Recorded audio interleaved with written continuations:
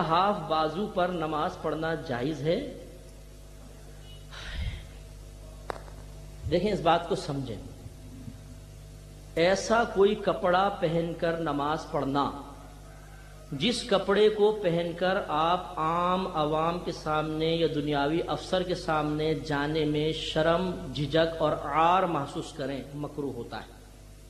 اور اگر لباس ایسا نہیں بلکہ آپ عام لوگوں کے سامنے بھی جا کے پہن سکتے ہیں اور اس میں کوئی ستر وغیرہ بھی نہ چمک رہا ہو، ستر کا حصہ جسے پینٹ نہ چمک رہا ہو، تو اس کے اندر نماز ہو جائے گی۔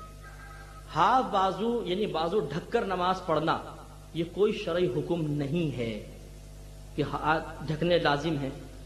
یہ جو کہا ہے نا آستین کلائی سے آدھی کلائی سے اوپر نہ ہو، یہ فولڈ کرنے کے اعتبار سے ہوتی ہے۔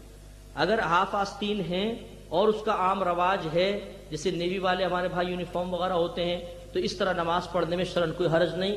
کوہنی کھلی ہوئی ہے، یہ کلائی کھلی ہوئی ہے، یہ کوئی بے ادبی نہیں ہوتی، نہ اس کا یہ ستر میں داخل ہے مرد کے لیے کہ اس کا ڈھکنا لازم ہو۔ یہی ضمن عرض کرتا ہوں، یہ ہڈی کا مسئلہ، اس میں اتنی شدت کی جاتی ہے کہ ہڈی کھلی ہوئی نہیں ہونی چاہیے، جس امام کی ہڈی کھلی ہے اس کے پیچھے نماز ہی نہیں پڑھو۔ ہڈی کا کہاں مسئلہ ہے بھائی؟ اصل مسئلہ یہ ہے کہ اتنا گریبان کھول کر نماز پڑھنا، جس گریبان کو کھول کر ایک شریف آدمی لوگوں کے سامنے جانا پسند نہیں کرتا، یہ مکروہ ہے۔ اس کا تعلق عرف پر ہوتا ہے۔ اگر جیسے میرا یہ عام اس طرح ہے، اوپر کا بٹن کھلا ہو، اتنا تو عموماً گلا کھلا ہوتا ہے، اگر میں اس طرح نماز پڑھوں چاہے ہڈی نظر آ رہی ہے، بالکل جائز ہے، کوئی اس میں کراہت نہیں۔ اصل میں یہ جو نماز میں اس لباس کی وجہ سے یا گریبان کی وجہ سے کراہت کا معیار ہے، وہ عرف ہوتا ہے، عرف۔ اگر اس کو معیوب سمجھا جا رہا ہے عرف کے اندر تو کراہت پیدا ہوگی، نہیں سمجھا جا رہا تو جائز۔ اس کی اصل مسلم کی حدیث یاد رکھیے گا، عبداللہ ابن عمر رضی اللہ تعالی عنہما نے اپنے غلام حضرت نافع رضی اللہ تعالی عنہ کو 2 چادریں دی۔ تھوڑی دیر بعد آپ مسجد میں گئے تو دیکھا ایک چادر پہن کے تہبند نماز پڑھ رہے ہیں، اوپر والی چادر نہیں ہے۔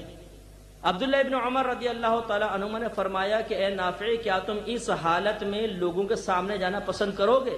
کہا کہ نہیں۔ تو فرمایا رب کی بارگاہ میں کھڑا ہونا کیسے پسند کر رہے ہو؟ یہ ہے معیار، اس معیار کو سامنے رکھ کر آپ آسانی سے فیصلہ کر سکتے ہیں۔